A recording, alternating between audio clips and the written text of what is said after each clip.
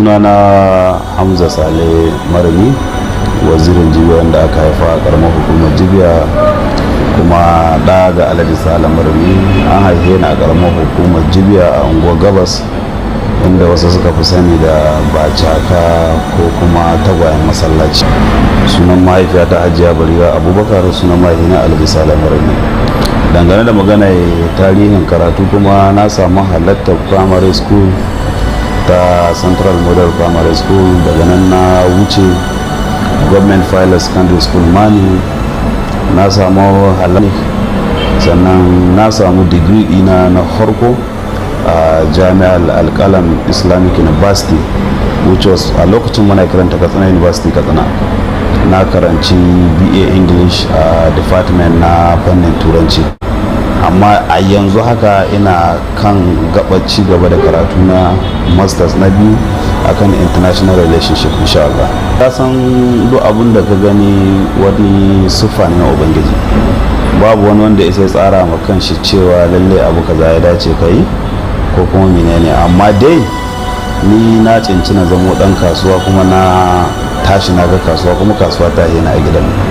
Amma ka san sau da yawa mutum yakan yi karatu domin kariya da kuma ainihin dogaro da kai, da kuma ainihin tunanin hanyoyin da za ka ba iyalinka da mahaifanka gudunmuwa ta bangaren addini da kuma bangaren zamani, insha Allah. Gaskiya ni ban gaji sarauta ba, kuma ni ba dan sarki ba ne ba, amma duba da cancanta ta sa masarauta ta karamar hukumar Jibiya ta bani title na wazirin Jibiya.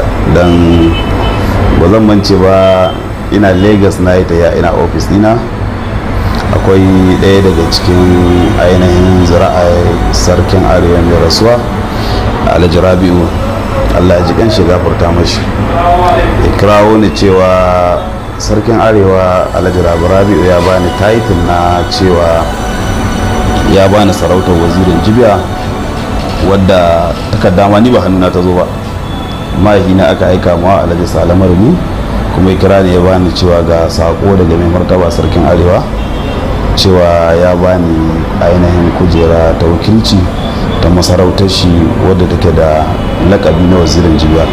Daga nan kuma muka rubuta, muka je muka yi godiya, kuma ya duba da yanayin ainihin zamantakewa ta al'umma, ya ga cewa mun cancancewa wannan kujera, kuma ya ɗauka ba mu.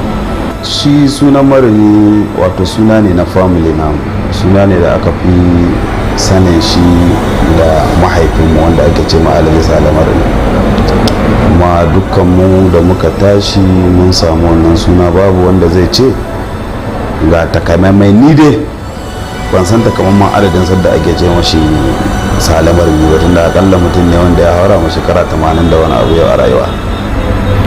Duba da wannan ta sa a shekarar 2010, bayan na gama polytechnic ina kasuwanci na ga cewa ya dace in zo in buɗe wani ainihin kamfani wanda zan dogara da kaina, ba sai na tsaya na yi tunanin hanyar gwamnati ba, ko kuma in ce na dogara da gwamnati. So ana nan na fara tunanin ya zan in yi kamfanin nan, domin wace hanya ce zan samu in dogara da kaina, kuma in taimaki al'umma, kuma in taimaki abokanai na. A 2010 na yi initiative na ainihin bude shi wannan kamfani, wanda na yi rijista da kamfanin CAC, wanda Corporate Affairs Commission ne na yi rijista da su. Daga nan na ci gaba da kasuwanci na, duba da na tsinci kaina a harkar clearing, wanda akalla akan iya cewa hito. So duk wanda aka haifa Jibiya ya san cewa ba mu da wata kasuwa da ta wuce hito, tunda mu ba noma da kiwo muka gada ba. Ita ce a turanci ake cewa smuggle ne kenan? A'a, ba ni cikin smuggle, wato ainihin dai mu'amala ta kasuwanci wadda ta shahi kasuwanni na shige da fice. Kasan akwai smuggle, akwai kuma ita ainihin mu'amala ta yawa wadda gwamnati ta yarje mana ne, inda abinda ake kira da shi ainihin clearing agent kenan. So akwai smuggle, mun yi wannan asar da muna yaranta, kuma daga baya muka zo muka aji, muka ga cewa wata hanya ce za mu bi domin mu zauna lahiya. Muka tsaya muka yi nazarin cewa ga hanyoyin da gwamnati suka kawo, duba da ainihin dole mu samu ladabi da biyayya a gwamnatance, ta sa muka zo muka yi rijista, kuma har hukumar custom ta tsaya ta yi nazari ta ga cewa lalle ya dace ta ba mu shaidai ainihin mu'amala ta clearing activities. Mun samu nasara, ka san duk abin da aka ce mutum ya samu nasara dole samu kalubale na rayuwa. Duba ga yadda aka taso na abokanan hamayya an sha wuya, kuma cikin godiya Allah ya ba mu mafita. Muka zauna muka yi nazari duba da shawarwari da uwayenmu suke ba mu. Mun zauna muka nemi shawarwarinsu menene ya dace ni ga halin da muka tsinci kanmu. Suka ba mu shawarwarin cewa mafi ala shine mu bi hanyoyi wanda doka ta tsara. Saboda shawarwarin da suka ba mu muka ga cewa me ya kamata ne. Daga nan na tashi na zo Kano na bude office, ba na mancewa office ɗina na nan Kano na bude shi a 2017, na bude na Lagos 2018, na bude na Abuja 2019, na bude na Port Harcourt 2020. So an samu gwagwarmaya, amma dai yanzu alhamdulillah abubuwa suna taya, kuma muna godiya wajen mahalicin mu ubangiji, domin shi ya ba mu dama kuma da yadda shi ake yi. Buri na dan adam baya karewa. A duk sadda aka ce ka fara abu tunanin ka kai shi to the highest level. Bi iznillahi ta'ala sadda muka fara grassroots foundation na kamfanin nan, muna da plan wanda kamfanin akalla zai fita waje, ba wai kamfani bane muka zo muka kirkire shi domin ya tsaya a Najeriya. Kamfani ne wanda muka yi shi domin akalla muna tunanin za mu samu head office akalla na neighboring wasu kasashe, misali kamar irin China, Japan da kuma Turkey da Dubai da dai wasu irin neighboring countries a da izinin Allah. Kuma insha Allah muna akai, yanzu haka akwai ayyukan da muke, kuma da izinin Allah za mu samu nasara akai insha Allah. Kamfanin Marni Global Link mallaka ta ne, ni Hamza Sale Marni, ni nake da kamfani kuma ni na kirkire shi, kuma ni nake da haishi a kamfani, ba joint venture bane, ba group kamfani na ne ko mallaka ta ne, ba group company bane ban sha. Tun ana tuntuba ne muna nazari, ba mu kai ga ainihin tunanin ba da wannan kofar ba, amma akwai lokacin da kasan babu yadda za a kai mu'amala ta kamfani ka ce ka ci gaba da tafiya kai daya. Amma idan lokaci ya yi ko kuma dama ta bada yiwuwar hakan ya yi, za mu yi nazari mu gani ya kamata mu insha Allah. Duk wanda ya cinci kan shi a mu'amala ta ainihin dole a su, ma'ana akwai matsaloli da ake fesin wanda suka shahi ainihin saka mota. Misali mu ɗauka cewa kamar Lagos muna samun kalubale saboda mun cinci kanmu, ƙasar ta samu kanta a cikin wani yanayi wanda da a ce Allah ya sa wannan tashar ruwan da shugaban ƙasa Muhammadu Buhari ya ci gaba da yi, wadda ainihin Allah ya ji kan late Mr. President Umar Musa Yar'adua wadda ya bada ta baru a ƙarƙashin Lokoja, inda tashar wannan jirgin ruwa ta zo da 'yan kiliyarin sun samu sauki. Amma muna samun challenge wajen shigar da motoci a port da kuma wasu matsaloli, wanda duk wanda yake irin wannan mu'amala ya san cewa ana samun wannan matsalolin ta bangaren shiga da fice. Shiga da mota port kadai ya ishe ka tashi hankali, more especially mu ga 'yan arewa. Da zarar aka ce kai dan arewa ne, abinda ake hangen ka kamar dan wani kasa ne. Akalla in aka zo bangaren payroll staff, banda wa'annan daga Lagos, Kano, Abuja, Port Harcourt, Katsina da Owerri, akalla ba za mu rasa ma'aikacin da ya kai sama da 200 ba, wanda akalla muke tare da shi, kuma yana aiki ƙarƙashin kamfanin nan, kuma kamfanin na yake rike da shi. Shi yasa muna kira ga ita gwamnatin tarayya, kamar yadda ta faɗi ta bakinta cewa ta bude iyakokin boda. In ba zan mance ba, a Disamba 2020 na ji wata hira da shi mai girma shugaban kasa yi cewa ya bude iyakokin boda, amma ya yi manshinin wasu fitaccen bodoji guda 4, wanda akwai Imfu, akwai Same, akwai Megatari, akwai Illela. To duba da sauran kuma ya ce yadda muka ji cewar shi sauran za su iya fara aiki a 30 ga wata na Disamba, ma'ana a shekarar 2020 kenan. Amma dai har yanzu muna miƙa ƙoƙon baran mu da ita gwamnatin tarayya da ta duba halin da mutane suka tsinci kansu kuma halin da muka samu kanmu, inda yiwuwar gudunmuwa da za a bada domin bodar nan ta samu ainihin cin gashin kanta, kuma al'umma su samu abin yi. insha Allah mun san za a samu sauki ta bangaren ainihin ta'addanci da ya addabi karamar hukumar mu ko kuma in ce mahaifan mu ta Jibiya. tunda yanzu in ka diba analysis da muke da shi a 'yan dako kadai, akwai hira da na yi da wani amini na bangaren kasuwar 'yan dako, akalla mutumin da ya rasa aiki ya haura lebura 5,000 banda dan kamashi. to gari kamar karamar hukumar Jibiya wanda yake da al'umma mutum 44,000, al'umma 44,000, a ce kamar gari irin wannan mutum 5,000 ya rasa abin yi, matashi, to ya za a yi. to shi yasa muke kira, akwai hanyoyi da muke da su wadda ta hada iyaka da Najeriya da Nijar, tunda kowa ya san duk inda aka ce Jibiya is a federal border, kuma a gwamnatance wanda ya san tarihin Jibiya, mu da PDP ma ba mu taɓa yin taba, balle mu ce mun yi ta. gwamnatin nan ta Buhari muka yi, kuma muna tare da mai girma shugaban kasa, kuma mun ba da gudunmawa 100%. amma insha Allah muna alfahari da cewa zai diba yiwuwa tunanin wanda al'umma karamar hukumar Jibiya za su samu sauki. kuma yanzu haka muna aiki a kai, za mu rubuta koke domin tura shi a ainihin headquarter ta hukumar custom da kuma wasu bangaren unit wanda suka shahi various agencies domin samun hanyoyin da za a samu fita.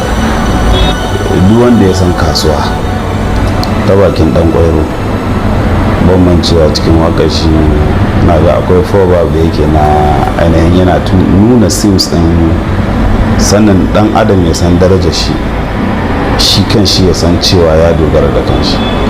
ma'ana kasuwa wata hanya ce ta dogaro da kai wadda Allah ya samu albarka, kuma yana da wahala a ce kana kasuwa ka ce ka yi da na sani.